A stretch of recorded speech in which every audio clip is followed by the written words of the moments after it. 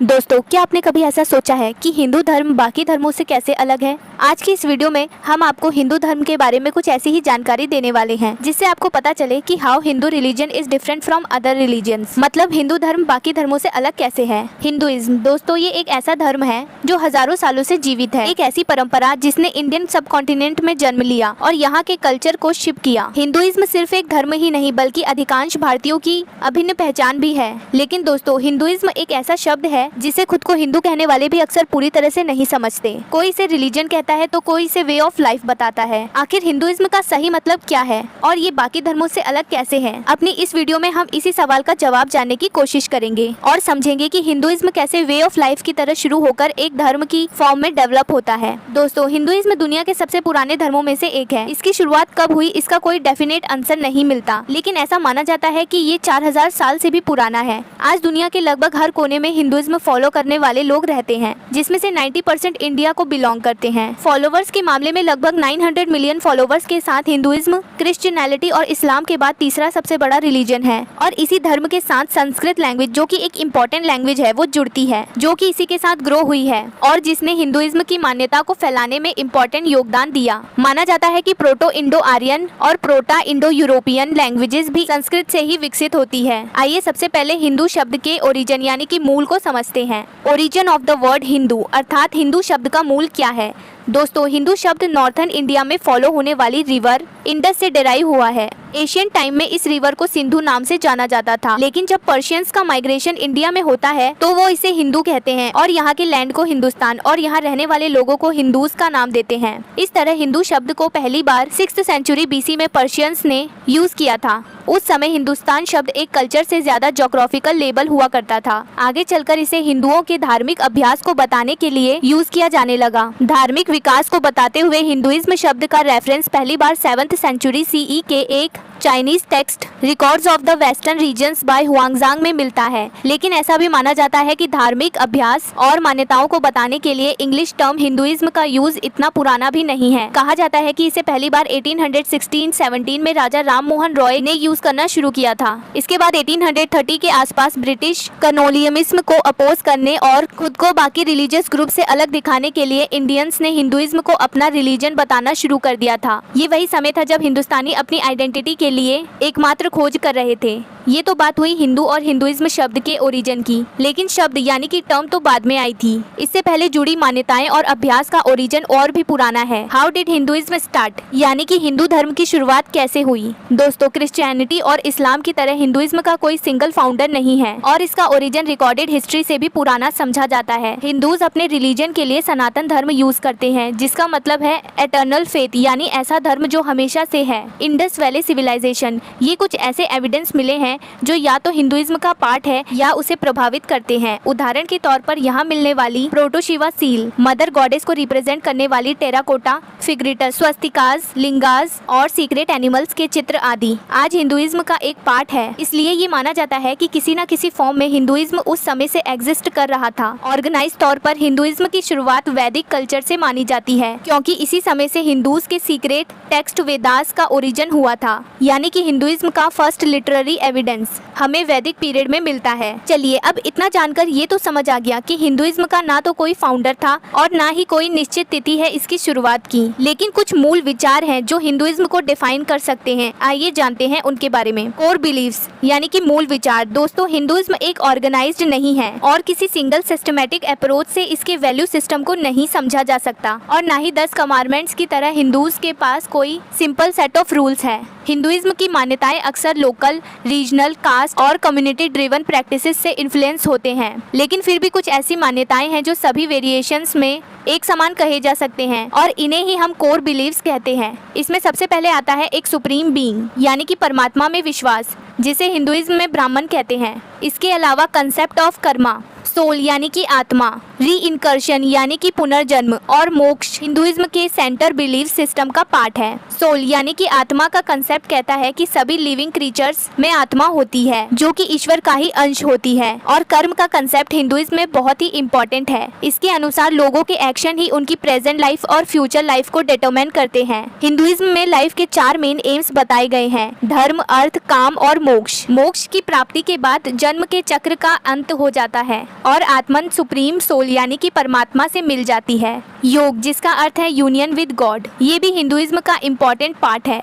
लोगों को दुनिया भर में हिंदुइज्म का पता हो ना हो, पर योग का जरूर पता होता है। 2015 से जब से हर साल इंटरनेशनल योगा डे 21 जून को मनाया जाता है, तब से योग और फेमस हुआ और लोगों को इसके शारीरिक, मानसिक, आध्यात्मिक कल्याण के लिए वास्तविक विश्व लाभ भी समझ आ रहे हैं। आइए हिंदुइज्म के प्रमुख देवता और पवित्र ग्रंथ की बात करते हैं। Major gods, secret text and different sects. दोस्तों, हिंदू वैसे तो परमात्मा में विश्वास करते हैं। परमात्मा यानी कि ब्राह्मण का कंसेप्ट एक फॉर्मलेस गॉड, अल्टीमेट रियलिटी या ओमनी प्रेजेंट एनर्जी की तरह है।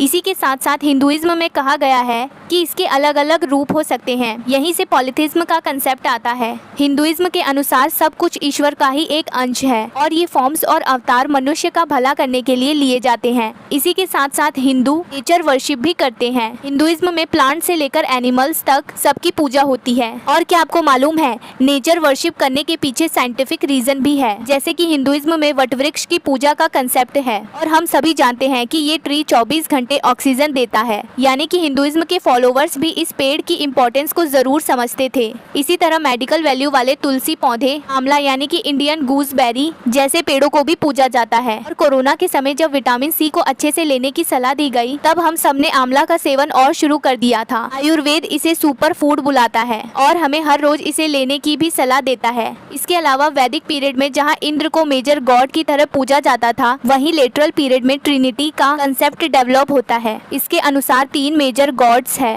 Brahma the creator, Vishnu the preserver and Shiva the destroyer. Hinduism में फेमिनिन एनर्जी यानी कि नारी शक्ति की भी पूजा की जाती है। इसे गॉडेस शक्ति माना गया है और किसी दूसरे मेजर रिलीजन में गॉड को फेमिनिन फॉर्म में वर्शिप करने का कंसेप्ट नहीं दिखता। इसके अलावा मल्टीपल गॉड एंड गॉडेसेस हैं, जिन्हें अलग अलग गुणों से जोड़ा जाता है। जैसे कि लॉर्ड गणेश को रिमूवर ऑफ ऑब्स्टेकल यानी कि विघ्नहर्ता कहा गया है, तो देवी सरस्वती को गॉडेस ऑफ नॉलेज, ज्ञान की देवी। जिस तरह हिंदुइज्म का कोई सिंगल फाउंडर नहीं है, ठीक उसी तरह बाइबल या कुरान के जैसी कोई सिंगल बुक भी हिंदुइज्म को रिप्रेजेंट नहीं करती, बल्कि मल्टीपल टेक्स्ट हैं जो हिंदुइज्म में सीक्रेट माने गए हैं। इनमें सबसे पुराने हैं 4 वेदास, ऋग्वेद, यजुर्वेद, सामवेद और अर्थवेद। हिंदू मान्यता के अनुसार वेदास इटर्नल ट्रुथ को रिप्रेजेंट करते हैं और खुद ईश्वर ने इन्हें सेक्स यानी कि ऋषिस को बताया था। इसके अलावा उपनिषद, पुराणास, एपिकस, रामायण और महाभारत और भगवत गीता हिंदूज की पवित्र पुस्तक है। बाकी रिलीजन्स की तरह हिंदूज के भी डिफरेंट सेक्ट्स देखने को मिलते हैं। इसमें 4 मेजर सेक्ट्स हैं,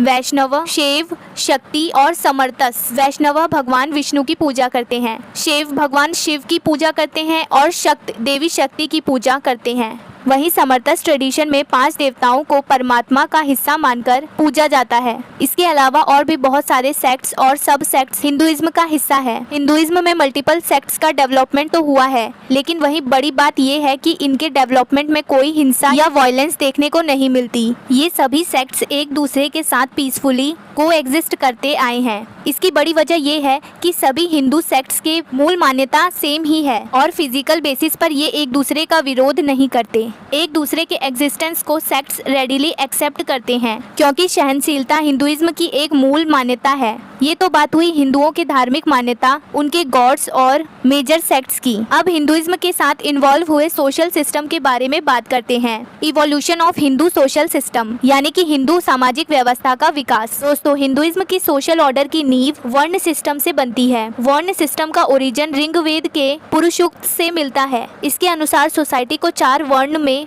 बांटा गया है, ब्राह्मण, क्षत्रिय, वैश्य और शूद्र। ये डिवीजन कर्म के बेसिस पर किया गया था, जिसमें इंटेलेक्चुअल एक्टिविटी यानी कि बौद्धिक गतिविधि में काम करने वालों को ब्राह्मण कहा गया। पब्लिक को प्रोटेक्ट करने वाले यानी कि वॉरियर्स क्लास को क्षत्रिय कहा गया। स्किलफुल प्रोड्यूसर्स को वैश्य की कैटेगरी में रखा गया और अनस्किल्ड लेबर को शूद्र बोला गया। लेकिन आगे चलकर ये सिस्टम कठोर होने लगा और बर्थ के बेसिस पर डिवीजन शुरू हो गया। इसके अलावा बहुत सी क्लासेस को वर्ण सिस्टम से बाहर रखा जाने लगा और इन्हें अनटचेबल्स, ना छूने योग्य मान लिया गया। इन्हें केवल मिनियल्स जॉब्स करने की अनुमति दी जाती थी, यानी कि नौकर की जॉब। उसके बाद वर्न्स में भी सब डिवीजन होने लगे और कास्ट सिस्टम यानी कि जातीस का डेवलपमेंट शुरू हो गया था, जिसकी वजह से सोशल सिस्टम और भी कॉम्प्लेक्स हो गया। इसके साथ ही लोअर वर्न्स और अनटचेबल्स के साथ इनइक्वालिटी का बिहेवियर किया जाने लगा। इन सब दुष्ट प्रथाओं ने सोशल फैब्रिक को कमजोर कर दिया। सभी वर्न्स के अलग अलग सोशल रूल्स के साथ ही डिफरेंट रिलीजियस रिचुअल भी प्रेस्क्राइब कर दिए गए थे। इसकी वजह से हिंदुइज्म एक कॉम्प्लेक्स सोशल ऑर्डर नजर आने लगा था। इस कॉम्प्लेक्सिटी की वजह से ही 6th सेंचुरी BC में बुद्धिज्म और जैनिज्म जैसे डिफरेंट रिलीजियस ट्रेडिशन पॉपुलर होने लगते हैं।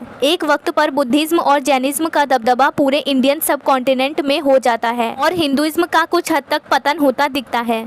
लेकिन एक बार फिर हिंदुइज्म को रिवाइव करने का काम भी शुरू होता है। Revival and reform in Hinduism, यानी कि हिंदू धर्म में पुनरुद्धार और सुधार। दोस्तों, इतना पुराना रिलीजन होने के बाद भी हिंदुइज्म आज तक सरवाइव कर रहा है।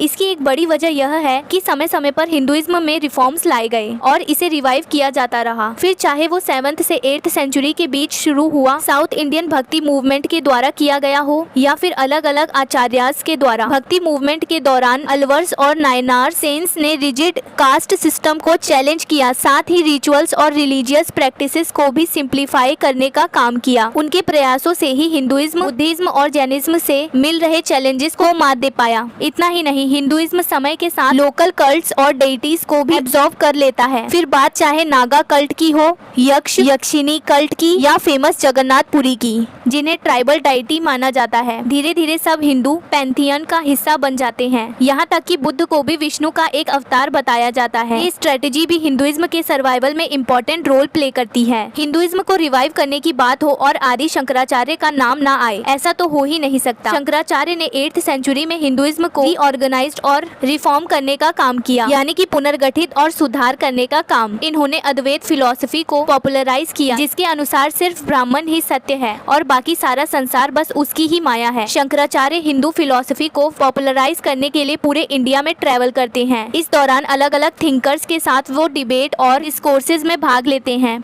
इन्होंने इंडिया के 4 कॉर्नर्स में मठों की स्थापना की थी, जिन्हें मठ्स या पीठ्स कहा जाता है। श्रीनगर में शारदा पीठ, द्वारका में कालिका पीठ, बद्रिकाश्रम में ज्योति पीठ और जगन्नाथपुरी में गोवर्धन पीठ की स्थापना की गई। इन्हें हिंदुइज्म के 4 धाम कहा जाता है। इस तरह इन्होंने ज्योग्राफिकली भी हिंदुइज्म के फॉलोवर्स को जोड़ दिया था। इन्होंने पंचयतना फॉर्म अ वर्शिप को भी पॉपुलराइज किया, जिसमें 5 देवताओं गणेश, शिव, विष्णु, सूर्य और देवी की एक साथ पूजा की जाती है। इसमें कहा गया है कि ये सभी सुप्रीम बीइंग यानी कि ब्राह्मण के ही अलग अलग रूप हैं। इस तरह शंकराचार्य ने डिफरेंट सेक्ट्स को भी यूनाइट किया। इसके अलावा हिंदूज स्क्रिप्चर्स को भी इन्होंने सिंप्लीफाई किया। शंकराचार्य ने वेद, उपनिषद, पुराणास जैसे रिलीजियस टेक्स्ट पर कमेंट्रीज लिखकर इनकी टीचिंग को एक बार फिर से जीवित करने का काम किया था। शंकराचार्य के बाद रामानुज और माधवाचार्य जैसे संत ने भी हिंदुइज्म को रिफॉर्म करने में अपना योगदान दिया। इसके बाद मिडविल पीरियड में जब इस्लाम ने हिंदुइज्म को चैलेंज करना शुरू किया तो निर्गुण और सगुण भक्ति संत ने हिंदुइज्म को पॉपुलर बनाए रखा। इसमें रामानंद, कबीर,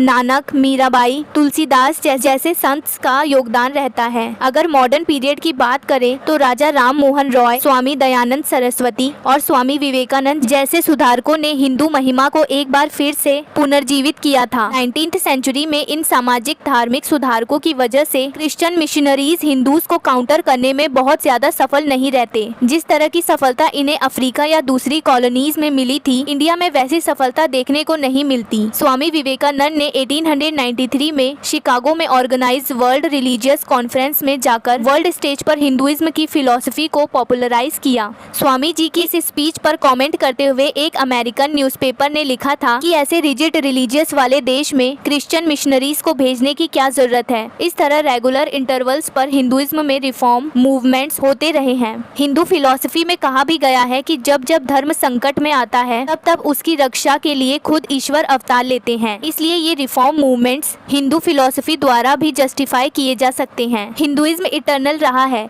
क्योंकि ये स्थिर नहीं है और इसमें खुद को नया बनाने की एबिलिटी भी दिखती है। अर्थवेद में सनातन वर्ड का एक्सप्लेनेशन भी कुछ इसी तरह सनातनम एनम अहुहा उता अदियाह सयात पुनर्नवा। They proclaim him to be eternal but he may become new again even today, यानी कि उन्होंने उसे शाश्वत घोषित किया लेकिन वह आज भी नया हो सकता है। हिंदुइज्म का सबसे यूनिक फीचर है इसकी डाइवर्सिटी। डिफरेंट लेवल पर वेरिएशंस और डाइवर्सिटी होते हुए भी ये यूनिटी को कैसे रिप्रेजेंट करता है, ये समझने की जरूरत है। How Hinduism encompasses the concept of unity in diversity, यानी कि कैसे हिंदू धर्म विविधता में एकता की अवधारणा को शामिल करता है। दोस्तों, हिंदुइज्म में असंख्य देवी देवताओं का कंसेप्ट है, मल्टीपल रिलीजियस टेक्स्ट है, अलग अलग सेक्ट्स भी इसके हिस्सा हैं। साथ ही रिचुअल्स और बिलीव्स में भी बहुत ज्यादा डाइवर्सिटी देखने को मिलती है। इस सब के बाद भी हिंदुइज्म अपने फॉलोवर्स को यूनाइट करता है, क्योंकि हिंदू फिलॉसफी इतनी फ्लेक्सिबल है कि सभी व्यूज को इसने एक्सेप्ट किया है। हिंदुइज्म में मान्यता है कि रास्ते अलग अलग हो सकते हैं, लेकिन सबकी मंजिल एक ही है। हिंदुइज्म तो बाकी रिलीजन्स को भी सत्य ही मानता है। इसमें कहीं भी ये कॉन्सेप्ट नहीं है कि हिंदुइज्म के अलावा जो रिलीजन्स हैं वो ईश्वर की प्राप्ति का मार्ग नहीं हो सकते। इसी वजह से हिंदुइज्म को एक टॉलरेंट रिलीजन भी बोला जाता है। लेकिन टॉलरेंट शब्द इस कंसेप्ट को जस्टिफाई नहीं करता, क्योंकि हिंदूज न सिर्फ दूसरे रिलीजन का सम्मान करते हैं, बल्कि उन्हें भी हिंदुइज्म की बराबरी पर रखते हैं। इसलिए हिंदुइज्म में फोर्स्ड कन्वर्जन का भी कंसेप्ट नहीं आता। हिंदुइज्म के इतिहास में कभी भी दूसरे रिलीजन के अगेंस्ट धर्म के नाम पर लड़ाई नहीं हुई है, फिर चाहे वो वसुदेव कुटुंबकम की फिलॉसफी हो, जिसके अनुसार पूरा विश्व एक ही परिवार माना जाता है, या फिर सर्व भवेंतु सुखिनः जैसे हिंट्स। हिंदुइज्म हमेशा ही सबके कल्याण की बात करता है। हिंदुइज्म में संपूर्ण मानव जाति के समान मूल्य का भी कंसेप्ट है। ये हमें इस एशियंट हिंट से साफ पता चलता है। अज्येष्ठसो कनिष्ठसो इति संभ्रात्रो वहादुः सौभाग्य। इसका मतलब है no one is superior non inferior, all are brothers marching forwards to prosperity. अर्थात कोई भी श्रेष्ठ नहीं है, कोई हीन नहीं है, लेकिन कोई भी समान नहीं है। लोग बस अद्वितीय अतुलनीय हैं। तुम हो, मैं हूँ। यही वजह है कि आप चाहे शिव की पूजा करते हो या कृष्ण की, या फिर देवी के भक्त हो, या शायद किसी की पूजा भी ना करते हो, लेकिन फिर भी आप खुद को हिंदू कह सकते हैं। हिंदू होने के लिए ना तो किसी एक भगवान की पूजा करना कंपलसरी है और ना ही किसी मंदिर में जाना, जहाँ तक कि किसी प्राचीन शास्त्र की पूजा करना भी मैंडेटरी नहीं है। हिंदुइज्म तो सबको अपना मानता है। अगर आप खुद को हिंदू मानते हो तो आप एक हिंदू ही हो, फिर चाहे कितनी भी विविधता आ जाए। हिंदुइज्म आपको उसके 900 मिलियन से ज्यादा फॉलोवर्स के साथ जोड़ ही देता है। इस वीडियो का निष्कर्ष ये है दोस्तों कि जैसे हमने देखा कि बाकी रिलीजियंस की तरह ना तो हिंदुइज्म के पास कोई सिंगल फाउंडर है, ना कोई सिंगल टेक्स्ट और ना ही कोई सिंगल गॉड। इसलिए इसे ट्रेडिशनल रिलीजन की डेफिनेशन में समझ पाना मुश्किल होता है। एक रिलीजन से ज्यादा ये एक वे ऑफ लाइफ की तरह डेवलप होता है, लेकिन समय के साथ दूसरे रिलीजन्स का डेवलपमेंट शुरू होता है और ये सभी हिंदू वे ऑफ लाइफ को चैलेंज करते हैं। इन्हीं को काउंटर करने के लिए और इनके कंपटीशन में हिंदुइज्म एक रिलीजन की फॉर्म लेने लगता है। हिंदू परंपरा के अनुसार अपने धर्म को सनातन धर्म कहा गया है और धर्म शब्द की परिभाषा रिलीजन से अलग भी बताई जाती है। धर्म का मतलब एक सेट ऑफ रूल्स माना गया है और इसी तरह सनातन धर्म का मतलब हुआ ऐसे रूल्स जो हमेशा ही वैलिड रहते हैं। बाकी रूल्स एंड लॉज तो समय और कंडीशन के अकॉर्डिंग चेंज होते रहते हैं, लेकिन जो हमेशा चलता रहे वही सनातन धर्म है। दोस्तों, हिंदुइज्म को एक वीडियो में समझ पाना तो बहुत ही मुश्किल है, फिर भी हमने एक छोटी सी कोशिश की है